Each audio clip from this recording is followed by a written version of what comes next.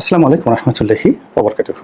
সম্মানিত দর্শক, বাংলাদেশ সম্পর্কে দিল্লির যে মতিগতি এই মুহূর্তে ২০২৫ সনের আগস্ট মাসে এসে এটি সম্ভবত ভয়ঙ্কর রূপ লাভ করতে যাচ্ছে।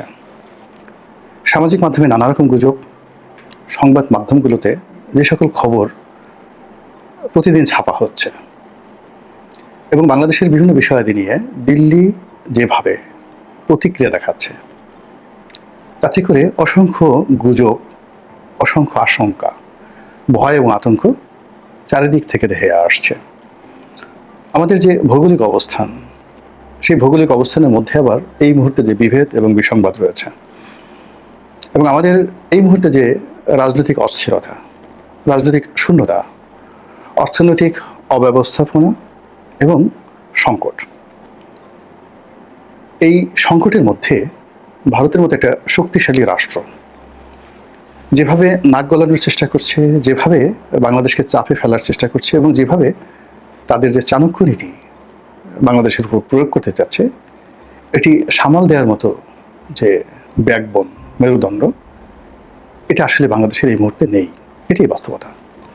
ফলে কি হলো, গুজরাট থেকে কয়েক হাজার লোককে ধরে এনে ভারত যখন বলছে যে এই লোকগুলো বাংলাদেশের এবং তাদেরকে আমাদের বিভিন্ন পার্বত্য এলাকা দিয়ে, দুর্গম পার্বত্য এলাকা দিয়ে বাংলাদেশের মধ্যে তারা পুশিং করছে, আমাদের দেশের পত্রপত্রিকা এগুলো ছাপাচ্ছে, কিন্তু আমরা কোনো ব্যবস্থা নিতে পারছি না। আমরা যখন দেখছি হাজার হাজার মানুষকে বাংলাদেশ এবং আসাম এই সীমান্ত দিয়ে বাংলাদেশের মধ্যে ঠেলে ঢুকানো হচ্ছে, মানে পুশিং করা হচ্ছে।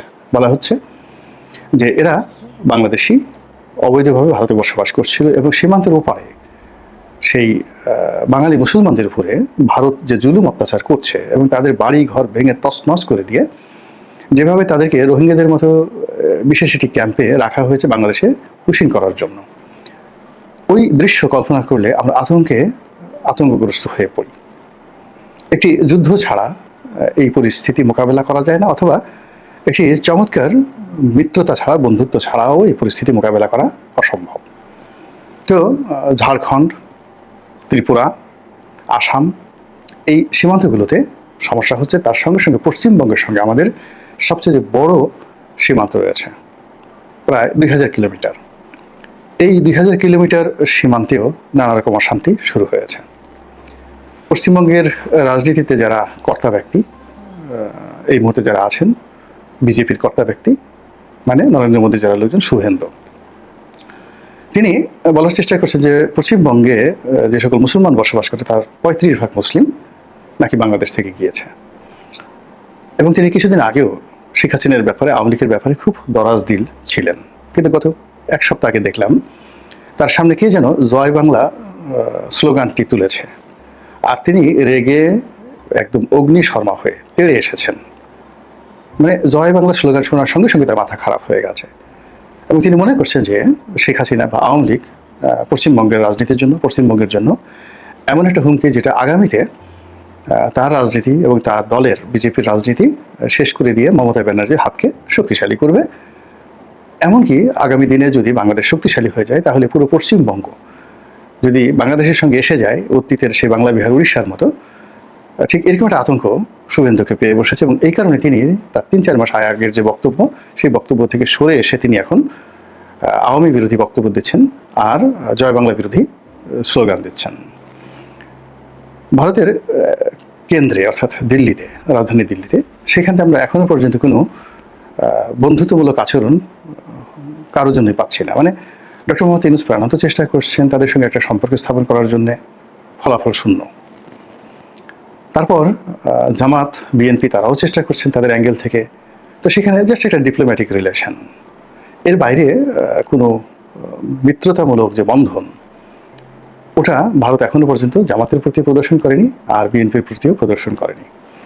অন্যদিকে যে শেখ হাসিনাকে ভারত আশ্রয় দিয়েছে, তো সেই শেখ হাসিনাকে ব্র্যান্ডিং করা, তাকে পুনরায় ক্ষমতায় বসানো কিংবা তাকে বাংলাদেশে ফেরত পাঠানো তাদের মতো করে, এই কাজগুলোতে তাদের যে ইতিবাচক অগ্রগতি, এটা আমরা দেখছি না। বরং পুরো ভারতবর্ষে যে সকল আওয়ামী লীগের নেতা এবং কর্মীরা পলাতক অবস্থায় আছেন, তারা কেবলই ভারতের পলাতক ব্যক্তি হিসেবে যতটুকু সুযোগ সুবিধা পাওয়া দরকার অতটুকুই পাচ্ছেন, এর বাইরে কিছু নয়। এখন তাদেরকে শুধু জেলে নেওয়া হয়নি, কিন্তু তারা অবাধে ঘোরাফেরা করবেন। তারপরে তাদেরকে রাষ্ট্রীয় প্রোটোকল, যেটা 75 15 আগস্টের পরে যেটা দেওয়া হয়েছিল, মানে রাষ্ট্রীয়ভাবে তারা সিদ্ধান্ত নিয়েছিল যে যারা বাংলাদেশ থেকে ভারতে আশ্রয় নেবে তাদেরকে খাওয়া দাওয়া, মাসিক ভাতা এইটা ভারত সরকার দেবে। ফলে ওই সময়টাতে বঙ্গবীর কাদের সিদ্দিকী, হেমায়েতুল্লাহ আলমগ থেকে শুরু করে বাংলাদেশ থেকে যারা গিয়েছিলেন এবং তারা যেখানে ছিলেন তারা ভারত সরকারের নিয়মিত ভাতা পেতেন। কিন্তু এখন যারা ভারতে গেছেন এবং গত 1 বছরে ভারত সরকারের ভাতা তো দূরের কথা, ভারত সরকারের কোনো মন্ত্রীর অফিসে গিয়ে আওয়ামী লীগের কোনো সাবেক মন্ত্রী বা এমপি বা বড় নেতা তারা 1 কাপ চা খেয়েছেন। ওবায়দুল কাদের সাহেবের সঙ্গে বিজেপির কোনো নেতার বৈঠক হয়েছে, ওইরকম হাস্যোজ্জ্বল কোনো ছবি দেখা তো দূরের কথা, আমরা কল্পনাই করতে পারি না। বরং ওবায়দুল কাদের সাহেব যেভাবে সাক্ষাৎকার দিয়েছেন, তিনি ভিডিও বার্তা দিয়েছেন, অডিও বার্তা দিয়েছেন, এবং তার চেহারা সুরত এবং যেভাবে তিনি আছেন, মনে হচ্ছে না যে তিনি সেখানে খুব ভালো অবস্থানে আছেন। অন্যান্য যারা শীর্ষ নেতা রয়েছেন ভারতে, জাহাঙ্গীর কবির নানক, বাহাউদ্দিন নাসিম, তারপরে সাবেক স্বরাষ্ট্রমন্ত্রী জনাব কামাল, আসাদুজ্জামান কামাল, মানে তারা যে খুব নির্ভয়ে ভারত সরকারের আশ্রয়ে সেখানে বসে কোনো রাজনৈতিক কর্মকাণ্ড চালানো বা তৎপরতা চালানো এবং এটার জন্য যে লজিস্টিক্স সাপোর্ট ভারতের পক্ষ থেকে পাচ্ছেন, এরকম কোনো নজির আমরা দেখতে পাচ্ছি না। বরং আমরা দেখতে পাচ্ছি যে ভারত থেকে যাদেরই সামর্থ্য আছেন তারা অনেকেই, কেউ ইংল্যান্ডে চলে যাচ্ছেন, কেউ কানাডাতে চলে যাচ্ছেন, অস্ট্রেলিয়াতে চলে যাচ্ছেন, নিজের পক্ষে মালয়েশিয়া, সিঙ্গাপুরে যাওয়ার চেষ্টা করছেন। ভারতের চাইতে এটা তাদের কাছে সেফ জোন হিসেবে মনে হচ্ছে। এই হলো একটা। সর্বশেষ হলো শেখ হাসিনা, তিনি কেমন আছেন, তার কন্যা সাইমা ওয়াজেদ পুতুল কেমন আছেন, তার সঙ্গে কি শেখ রেহানার যোগাযোগ আছে? শেখ রেহানা এখন কোথায় আছেন? তিনি কি দিল্লিতে, নাকি তিনি লন্ডনে আছেন? তাদের সঙ্গে কী ধরনের সম্পর্ক?